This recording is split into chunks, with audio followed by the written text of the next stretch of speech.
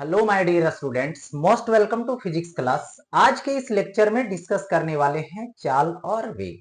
चाल और वेग क्या होता है काइनेमेटिक्स में बात करेंगे, और साथ ही साथ चाल के प्रकार और वेग के प्रकार क्या होता है, और चाल और वेग में कंपेयर करते हैं तो हम लोगों को क्या रिजल्ट मिलता है दोनों को कंपेयर करने के बाद। तो ये सारी चीजें को इस लेक्चर में हम लोग पढ़ने वाले हैं, इस लेक्चर में हम लोग देखने वाले हैं। तो सबसे पहले आपका टॉपिक आपके स्क्रीन पे आता है जिसका नेम है चाल। चाल मतलब स्पीड, है ना। तो ये जो खास बात है, जो ये बोलिए ये टर्म है, या तो बोलिएगा तो काइनेमेटिक्स में जब हम लोग मोशन पढ़ते हैं यानी गति पढ़ते हैं, तो गति में एक क्या है, गति का एक पैरामीटर है। जिस तरह से डिस्टेंस होता है यानी दूरी होती है, डिस्प्लेसमेंट होता है यानी विस्थापन होता है, उसी तरीके से एक टर्म पढ़नी है मोशन में यानी गति में, जिसका नाम है चाल। चाल का मतलब होता है कि कोई वस्तु जब गति करती है तो वो वस्तु प्रति इकाई समय में बोलिए, या तो 1 सेकेंड में बोलिए, या तो एकांक समय में बोलिए, जो दूरी तय करती है वही उसके लिए क्या होता है, चाल होता है। यानी देखिए, किसी कण अथवा वस्तु के द्वारा प्रति इकाई समय में तय की गई दूरी को चाल कहते हैं। या तो दूरी तय करने की दर को, या तो दूरी तय करने की समय दर को चाल कहते हैं। ठीक है, तो यहां पर आता है ये जो चाल है। ओके, चाल का मतलब होता है यहां पे दूरी बटे समय, दूरी बटे समय। अब देखिए, यहां पे चाल को v से निरूपित करो, दूरी को s से और टाइम को t से। अब देखिए, दूरी अदिश राशि है, समय अदिश राशि है, तो चाल भी क्या आएगा, अदिश राशि आएगा।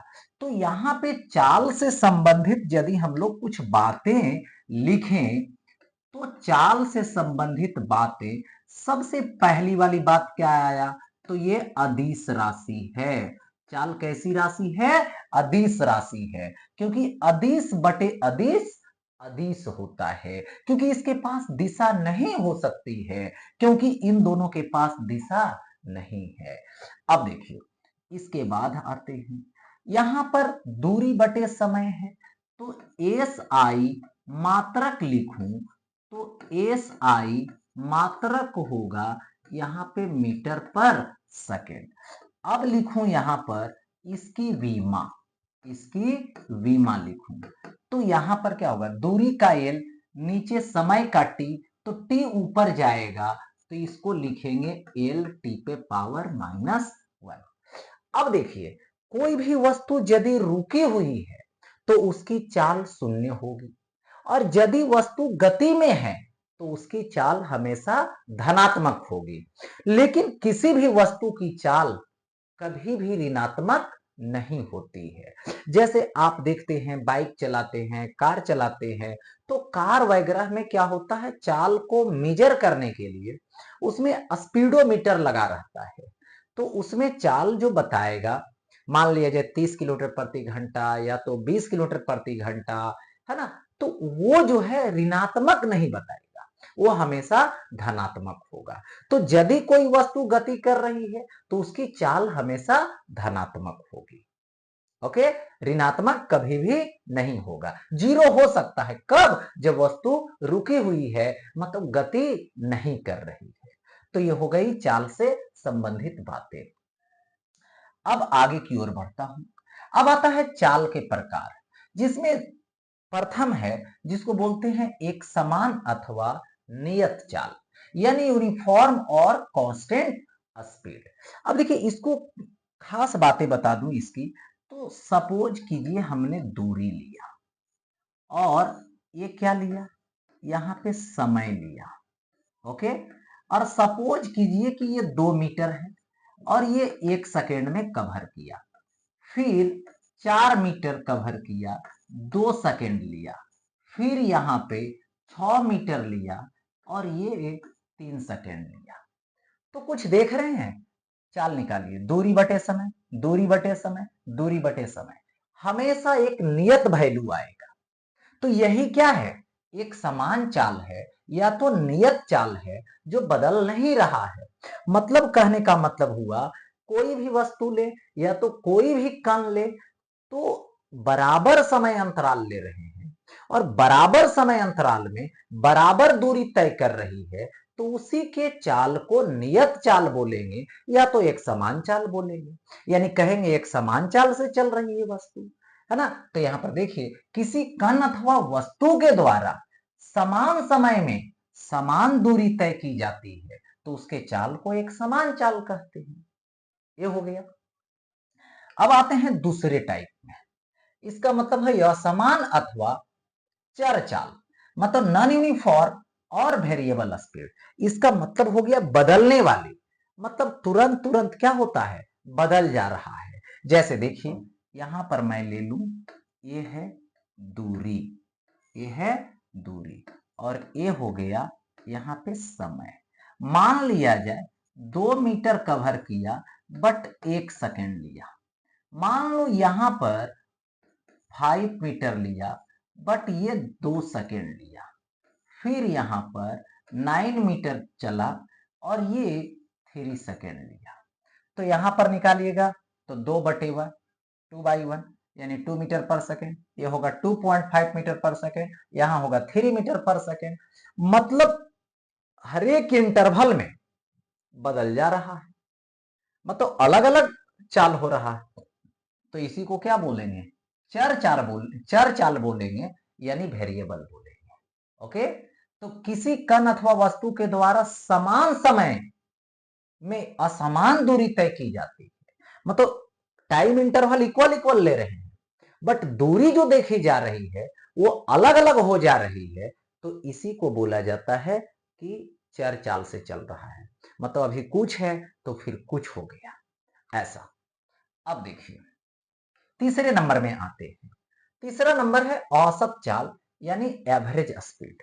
एवरेज का मतलब ही होता है कुल तय की गई दूरी और कुल लगे समय के अनुपात को औसत चाल बोलते हैं। यानी यहां पर यदि मैं बोलूं कि औसत चाल लेनी है, औसत चाल लेनी है, तो यहां पर लिखूंगा कुल तय की गई दूरी ले लूंगा और बाई में ले लूंगा यहां पर लगा, ठीक है, कुल समय, लगा कुल समय। यानी औसत चाल का मतलब होता है कुल तय की गई दूरी और लगा कुल समय का अनुपात है। यानी किसी कण अथवा वस्तु द्वारा तय की गई कुल दूरी और लगे समय के अनुपात को औसत चाल कहते हैं। ये सिंपल है, बस कुल दूरी देखनी है और उस दूरी को तय करने में टोटल कितना समय लगा, दोनों का अनुपात निकाल देंगे, वही क्या होगा यहाँ पर औसत चाल होगा, यानी एवरेज स्पीड होगा।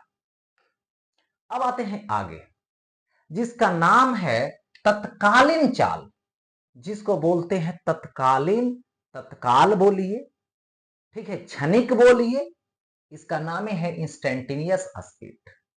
इंस्टेंट मतलब देखना है और बता देनी है। मतलब हुआ किसी कण अथवा वस्तु के विशेष समय के चाल को, यानी कोई खास समय के चाल को तत्कालीन चाल कहते हैं। सपोज कीजिए, यहां पर ये रोड है और यहां पर एक कार है। ये कार अभी स्टार्ट किया, जिस समय टाइम क्या है, 0 है, और इस समय इसकी चाल 2 मीटर पर सेकेंड है। जब टाइम देखा गया कि 2 सेकेंड हो गया, यानी 2 सेकेंड पर जब देखा गया, तो इसकी चाल यहां पर सपोज दैट आ गया 4 मीटर पर सेकेंड। तो इस समय 2 सेकेंड पर देखे हैं तो 4 मीटर पर सेकेंड, 0 सेकेंड जिस समय स्टार्ट किया उस समय 2 मीटर पर सेकेंड। इसका मतलब है यहां पर क्या है ये, कि यही जो 2 मीटर पर सेकेंड बोल रहे हैं, यहां पर 4 मीटर पर सेकेंड बोल रहे हैं, तो किसी खास समय की चाल है। तो इसी को बोला जाता है क्या चीज, तत्कालीन चाल या तो तत्काल चाल, इंस्टेंटेनियस स्पीड। ओके। तो ये हो गया चाल से संबंधित। अब इसी तरीके से गति में एक और पैरामीटर्स आता है, पैरामीटर जिसका नाम है वेग। यानी जब वस्तु गति करती है तो चाल होता है और वस्तु की वेग होती है। तो यहां पर देखिए, चाल होता है जो दूरी पर निर्भर करता है और वेग होता है जो विस्थापन पर निर्भर करता है। तो यहां पर बोलने वाले हैं कि ये जो वेग है, ठीक है, वेग क्या है, तो प्रति इकाई समय में जो विस्थापन तय करेगा, यानी प्रति एकांक समय में जो विस्थापन तय होगा वही उसके लिए वेग होगा। यानी किसी कण अथवा वस्तु के द्वारा प्रति इकाई समय में तय की गई विस्थापन को वेग कहते हैं। यानी यहां पर मैं बोलूं तो ये होगा वेग, और वेग बराबर होगा यहाँ पे विस्थापन। क्या होगा? विस्थापन। और बाई क्या होगा? ये होगा समय। ओके, यानी v is equal to x by t होगा। ओके, अब इससे संबंधित कुछ हम बातें करते हैं। तो वेग से संबंधित पहली बात आती है कि ये सदिश राशि है। वेग कैसी राशि है? सदिश राशि है। क्यों सदिश है? क्यों सदिश है? क्योंकि देखिए, वेग बराबर होता है विस्थापन बटे समय। विस्थापन कैसा है? सदिश। समय कैसा है? अदिश। तो एक सदिश और एक अदिश रहेगा तो सदिश बाई अदिश सदिश होता है। और वेग की जो दिशा होती है वो किस पर निर्भर करती है? किस पर डिपेंड करती है? तो वो डिपेंड करती है यहां पर विस्थापन पर। अब देखो, यहां पर इसका एस आई मात्रक लगा दो, तो इसका एस आई मात्रक मीटर पर सेकेंड होगा, मीटर पर सेकेंड होगा। इसके बाद यहां पे इसका वीमा दे दो, इसका वीमा एल टी पे पावर -1 होगा। जिस समय विस्थापन शून्य होगी तो वेग भी शून्य होगा। जिस समय विस्थापन धनात्मक होगा तो उस समय वेग धनात्मक होगा। जिस समय विस्थापन ऋणात्मक होगा तो वेग भी ऋणात्मक होगा।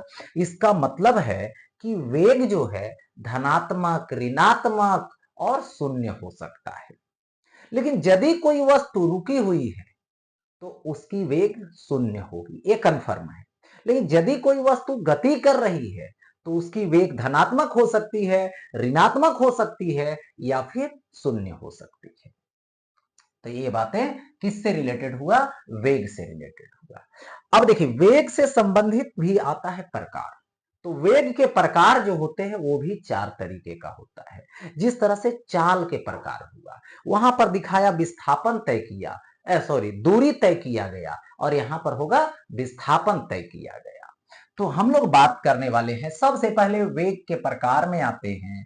और यहां पे होता है एक समान अथवा नियत वेग, मतलब अचर जिसको बोलते हैं, जो बदलने वाला नहीं है, नियत। यानी कहने का मतलब हुआ कि सपोज कीजिए ये हमने लिया विस्थापन, ओके, और यहां पर हमने क्या लिया? तो ये लिया समय। विस्थापन ले लिया और समय ले लिया। अब देखिए, विस्थापन सपोज दैट 2 मीटर, समय मान लो 1 सेकेंड। ओके, फिर देखिए यहाँ पे 4 मीटर, फिर 2 सेकेंड, फिर 6 मीटर, फिर 3 सेकेंड। ओके, तो यहां पर क्या है? बराबर बराबर समय अंतराल लूंगा। अब बराबर बराबर विस्थापन होगा तो इसी को बोला जाएगा नियत वेग। देखिए, 2 मीटर पर सेकेंड, फिर 2 मीटर पर सेकेंड, फिर 2 मीटर पर सेकेंड।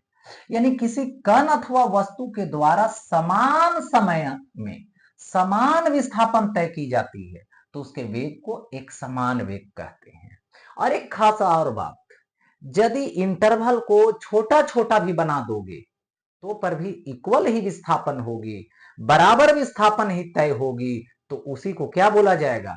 एक समान वेग बोला जाएगा, या फिर उसी को नियत वेग बोला जाएगा। ओके, नेक्स्ट नंबर में आते हैं जिसका नेम है असमान अथवा चर वेग, यानी जिसको बोला जाएगा बदल जाएगा। अभी कुछ है तो अगले इंटरवल लेंगे तो कुछ और हो जाएगा। मतलब विस्थापन जो तय कर रहा है वो बराबर बराबर समय अंतराल में अलग अलग कर रहा है, डिफरेंट डिफरेंट हो जा रहा है। ठीक है, तो यहां पर देखिए, इसको मैं बोला कि ये जो है वो विस्थापन है। ओके, और ये क्या लगा, टाइम लगा, समय लगा। और अभी कवर किया 2 मीटर। ओके, फिर कवर किया यहां पर 1 सेकेंड, यानी 2 मीटर में कवर करने में 1 सेकेंड लिया। फिर यहां पर सपोज दैट 5 मीटर लिया और ये कवर किया 2 सेकेंड में। फिर 7 मीटर लिया, ये कवर किया 3 सेकेंड में। इसका मतलब क्या देख रहे हो, टाइम इंटरवल इक्वल इक्वल का लेना है, लेकिन जो विस्थापन होने वाली है वो अलग अलग होने वाला है। तो इस स्थिति में बोला जाएगा कि इसकी यदि वेग आप निकालते हो तो वेग यहां पर अलग अलग आने वाला है। तो यही क्या है, चर वेग है, यानी बदलने वाला है। ठीक है, अलग अलग टाइम में। आगे बढ़ता हूं। वेग के प्रकार आता है जिसमें औसत वेग है 3 नंबर में, जिसको यहां पर बोला जाता है औसत वेग, एवरेज वेलोसिटी। जिस तरह से एवरेज स्पीड हुई, कुल तय की गई दूरी बाई कुल लगा समय, तो यहां होगा कुल विस्थापन और बाई लगा कुल समय। यानी यहां पर मैं बोलूं तो ये हो जाएगा औसत वेग। क्या हो जाएगा, तो औसत वेग, यानी तय की गई कुल विस्थापन लूंगा, कुल विस्थापन, और बाई क्या होगा, यहां पे लगा कुल समय, लगा कुल समय। यानी किसी कण अथवा वस्तु के द्वारा तय की गई कुल विस्थापन और लगे कुल समय के अनुपात को औसत वेग कहते हैं। यानी औसत वेग यदि आपको निकालनी है तो सबसे पहले फोकस करनी है किस पे, कि कुल विस्थापन क्या हो रहा है। फिर क्या फोकस करनी है, कुल कितना समय लग रहा है, और फिर दोनों का रेशियो निकाल देंगे, वही हो जाएगा औसत वेग। ओके, अब आते हैं 4 नंबर में, जिसका नेम है तत्कालीन वेग, यानी तत्काल वेग, जिसको बोलते हैं इंस्टेंटेनियस वेलोसिटी। यानी इंस्टेंटेनियस का मतलब ही होता है इंस्टेंट टाइम, यानी देखना है और उस समय की बात बतला देनी होगी, तो वही होगा तत्कालीन। यानी किसी कण अथवा वस्तु के दिए गए खास समय के वेग को तात्कालिक वेग कहते हैं, या तो तत्कालीन वेग कहते हैं। ओके, यानी कहने का मतलब हुआ कि कोई वस्तु को लुढ़का दिए और लुढ़काने के बाद सपोज दैट यहां पर टाइम 0 है और यहां पर आया और यहां पर इसकी वेलोसिटी 2 मीटर पर सेकेंड है, लेकिन इस समय 2 सेकेंड हो गया। ठीक है, फिर आगे गया तो सपोज दैट 1 मीटर पर सेकेंड हो गया और इस समय टाइम है 3 सेकेंड। तो 3 सेकेंड पर देखा तो 1 मीटर पर सेकेंड, 2 सेकेंड पर देखा तो उस समय 2 मीटर पर सेकेंड। तो ये क्या है, खास समय पे है, खास समय के लिए है। तो वही बोला गया, किसी कण अथवा वस्तु के दिए गए खास समय के वेग को तत्कालिक वेग कहते हैं। यानी बहुत छोटा इंटरवल, मैंने देखना है बताना है तो बहुत छोटा इंटरवल होगी, तो इसलिए भी जो निकालेंगे वेग वो क्या होगा, विस्थापन का यहां पर डिफरेंशिएशन होगा, यानी v is equal to d x by d t लेना होगा। या तो कह सकते हो यहां पर कि v इज इक्वल टू लेते हैं तो विस्थापन delta x by delta T, but यहां पे लिमिट जो होगी वो डेल्टा टी टेंस टू 0 होगा, limit delta T tends to 0 होगा। इसीलिए ये बन जाएगा, क्योंकि टाइम जो है से देखना बताना है तो बहुत कम समय होगा, मतलब 0 के करीब होगा बट 0 नहीं होगा। तो लिमिट लगा दिए, तो limit delta T tends to 0 delta x by delta T, तो ये हो गया v is equal to d x by d t. यानी कहने का मतलब हुआ कि यदि आप विस्थापन को देख रहे हैं समय के फंक्शन में, टाइम के फंक्शन में, और उसको यदि आप डिफ्रेंशिएट कर देते हैं टाइम के रेस्पेक्ट में तो वेलोसिटी आ जाता है। ठीक है, और इसी तरीके से यहां पर कहूं कि ये जो आपका स्पीड है, स्पीड जो चाल है, ये भी वैसा ही होगा। v इज इक्वल टू यहां होगा delta S by delta T, लेकिन समय यहां पर क्या होगा, बहुत छोटा होगा, तो इसलिए यहां पर क्या करना पड़ेगा, लिमिट लगा देनी होगी। Limit delta T tends to zero, यानी delta S by delta T, तो भी जो इंस्टेंट होगा, कैसा इंस्टेंट, वो आएगा ds बाई dt, यानी दूरी को समय के साथ डिफ्रेंशिएट कर दोगे तो इंस्टेंटेनियस स्पीड मिल जाएगा, यानी तत्कालीन चाल मिल जाएगा। ओके, तो यहां पर ये जो स्पीड आया है, यहां पर जो स्पीड आया है वो कैसा आया है, सॉरी वेलोसिटी इंस्टेंट, वहां पर स्पीड इंस्टेंटेनियस और यहां पर वेलोसिटी इंस्टेंटेनियस। अच्छा, अब आगे बढ़ता हूं। अब आता है वेग और चाल में संबंध। वेग और चाल में संबंध क्या होता है, क्या रिलेशनशिप होती है दोनों की। तो सबसे पहले यहां पर कर दूं, चाल किस पर निर्भर करता है, दूरी पर।